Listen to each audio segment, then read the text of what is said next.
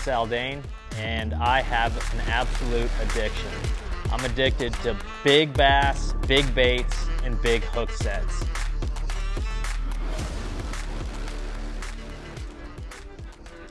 Originally growing up in California, all I wanted to do was throw a big swim bait, whether it's a trout imitator, a big Clear Lake hitch imitator, 300 size reels, 8-foot rods, and 25-pound test. Slow rolling a swim bait over isolated rock piles or a main rocky point and feeling that absolute thump. It's that jig thump, it's that spinnerbait thump times 100 when you get a swim bait bite. It is absolutely the best bite you could possibly get on when it comes to the freshwater world.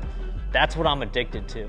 Fishing the Bassmaster Elite Series, for 14 years now, I find myself in a dilemma week after week after week. Do we go trophy hunting during that 8 hours of a tournament day, or do we lay up and throw drop shots and small crankbaits and small spinner baits and worms and things like that? It's a constant battle for me because I know in the back of my mind, how many 8, 9, 10, 14-pound fish I've caught doing the swim bait thing. Am I gonna try to catch 5 today, or am I gonna try to win by a lot today? And that is a constant dilemma I run into out there on the water. And the cool part about the whole swim bait thing, in my opinion, is trying to figure out, what size swim bait, the forage that these fish are feeding on, whether we're down there in Florida one week and then, out here in Texas another week, or we back in New York during the summertime, trying to figure out that forage, whether it's a yellow perch, whether it's the golden shiner, whether it's that big giant gizzard shad, figuring out that feed, that forage, and trying to convince a 10-year-old fish into biting a fake rubber piece of plastic that happens to look like a fish with hooks on it. That is the challenge right there to me, and I constantly find myself during a tournament. It could be a tournament where only 12 pounds, 15 pounds is good. I'm out there throwing a 6, 7, 8-inch swim bait, trying to get that kicker fish on every single cast. Big rods, big reels, big line, big hook sets, and big boat flips. That's what I live for. That's what's fun to me. And the whole challenge is trying to mix the tournament scene with the big bass chasing scene.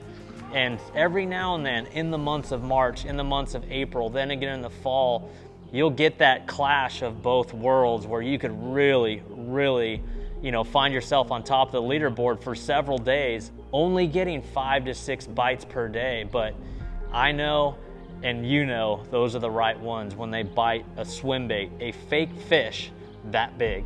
Whether I'm, throwing a salty hundo, down there in South Texas, or, a goat 150 out there in South Africa, these reels handle big fish, they handle them well. Being able to lock down drag. When you make a really long cast with a 20-pound fluorocarbon that stretches on that long cast, having a drag that locks down, when you get that thump and you set the hook with an 8-foot rod, that fish is coming to the boat, whether you're in a tournament or just fun fishing.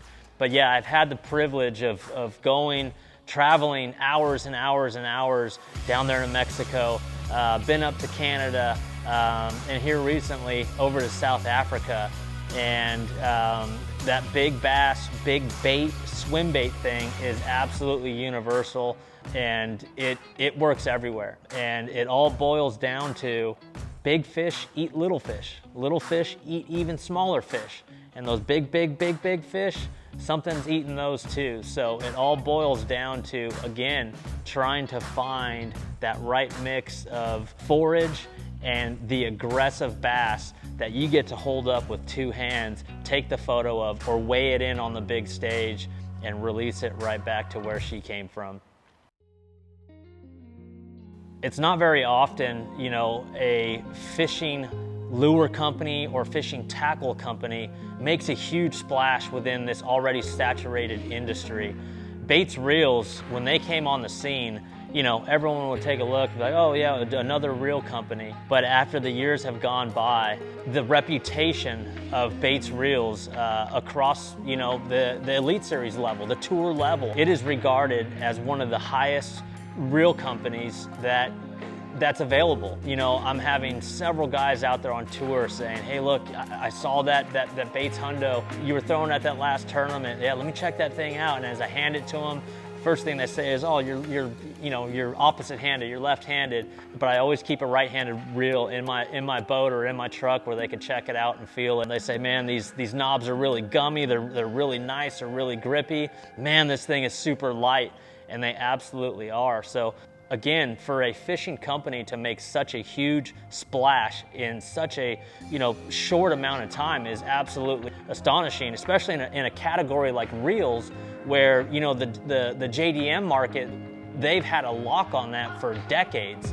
And so here we are in 2025 going into 2026 season here, you're seeing more and more guys rock the Bates reels, and it's super cool. If you're gonna make a cake or whatever it is in the kitchen, if you use subpar ingredients, you're gonna have a subpar end result. And Bates, they use the best components you could possibly get in the United States, and the end product is absolutely phenomenal. That same salty hundo I have with my 6 and 7 inch swim bait on chasing big ones on Lake Fork, I could take that exact same setup, cut the swim bait off, put a little spoon or something like that on, or a little paddle tail swim bait, go down to the Gulf of America, launch my boat down there in South Texas, use that same exact setup, and catch redfish all day long. That's the really cool part about the Bates reel family. You could select the salty series with the ceramic bearings and make those ultra long casts, lock down that drag, and catch absolute giants. So I'm absolutely addicted to catching big fish, throwing the big lures, and feeling that thump. Swim bait fishing is absolutely awesome. It's what I live for.